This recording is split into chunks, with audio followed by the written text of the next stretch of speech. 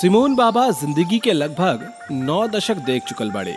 ई उम्र में भी वो पिछला कई साल के तरह भोरहरिये 4 बजे जाग जाले। आज वो सुबह सुबह जंगल के तरफ निकल जाले।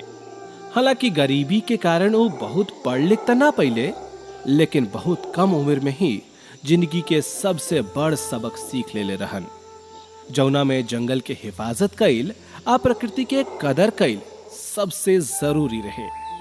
सिमोन दा जवन इलाका में रहत रहन, वहां खेती बेहद मुश्किल रहे। दूर दूर ले भूमि पथरियाइल आ बंजर रहे। बरखा होखे त पानी तेज बहाव में सब कुछ बहा ले जाए। पानी आवे त खूब, लेकिन रुकत ना रहे। सारा पानी बह जाओ आ फिर खेत खातिर पानिये ना मिले। सिमोन तय कैले कि उबड़ खाबड़ नदी नाला आ कटीला झाड़ी सके बीच ओ झरिया नाला पर बांध बंधी हैं। कई महीना लेता मेहनत भइल। कई गो ग्रामीण लोग के साथ मिलके आखिरकार जी तोड़ मेहनत से झरिया नाला में छोटा बांध बन के तैयार हो गई। सब लोग में खुशी के लहर रहे कि अब पानी के परेशानी दूर हो जाई। लेकिन नियति के इम्तिहान ता भी बाकी रहे। मौसम बदलल, करिया बादल आसमान के ढक ले। बादल गरजे लागल, बिजुरी चमके लागल। जल्दी ही बूनी के बूंद धीरे धीरे धरती के तर करे लागल। लेकिन जल्दी ही बरखा तेज हो गई। पानी पहाड़ से तेजी से नीचे आवे लागल। सब दने झरिया नाला में पानी बढ़ गई।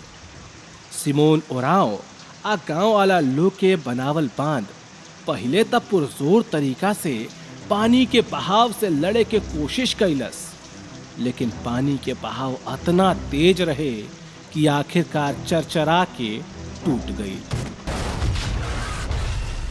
तो नायक तो वही होला जो विपरीत परिस्थिति में भी हार ना मानेला, जे हर हार के बाद और ज्यादा ताकत से पलटवार करेला। सिमोन भी हार न मन ले। गांव के लोग के एक बार फिर हिम्मत देले।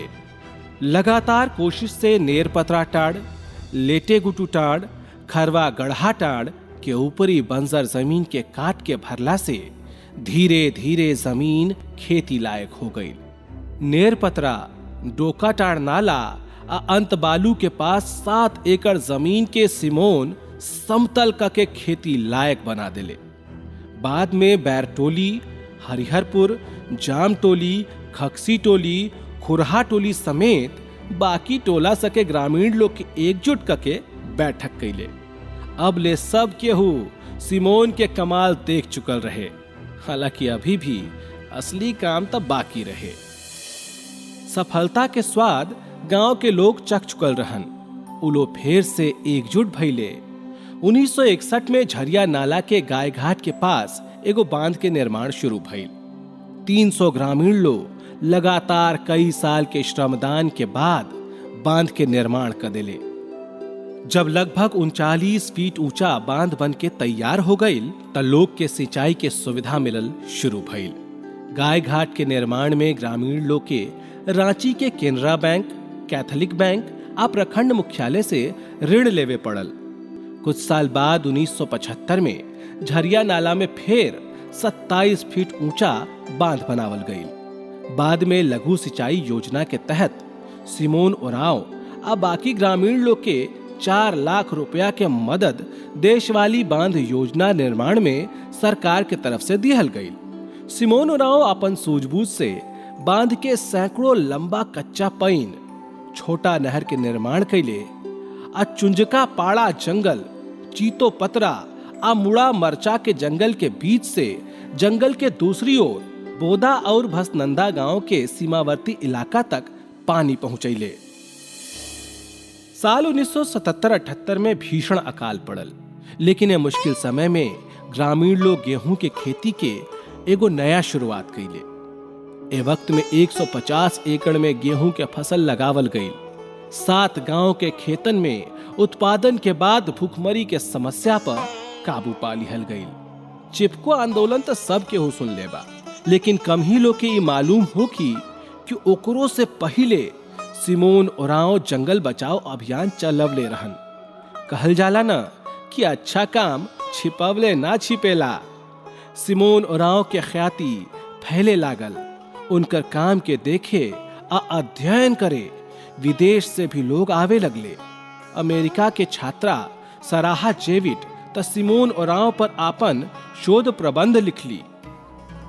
सिमोन दादा के ऐसन अद्भुत और निस्वार्थ भाव के पूरा दुनिया सलाम करेला। भारत सरकार भी उनका पद्मश्री पुरस्कार दिलस। सिमोन दादा आज भी पूरा तन मन से जंगल आ प्रकृति के रक्षा खातिर जुटल बाड़े।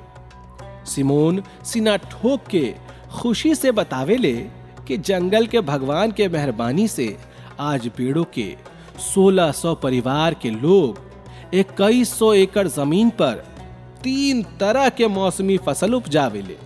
ए सबसे पलायन त रुकबे कइल। आज इ लोग बड़ बड़ शहर में सब्जी के सप्लाई भी करेले। करीब 25,000 मेट्रिक टन सब्जी के सप्लाई यहाँ से होखेला। एक आदमी के जुनून पूरा इलाका के किस्मत बदल के रख दिलस। आज 51 गांव में सिमोन भगवान के तरह पूजल जाले। दादा साफ साफ कहेले कि हर साल कम से कम 1000 पेड़ लगावल उनकर मिशन बा। जब ले जिंदा रही हैं पेड़ लगावत रही हैं। दरअसल ऐसने लोग कहाले सच्चा धरती पुत्र। रउआ सुनत रही धरती पुत्र सिमोन ओरांव की कहानी, जिकरा लिखले आ आवाज दिले बाड़े गौरव कुमार पांडे। रिपोर्टिंग बा नवनीत सिंह के। आ साउंड डिजाइन कइले बाड़े आर्यन पांडे।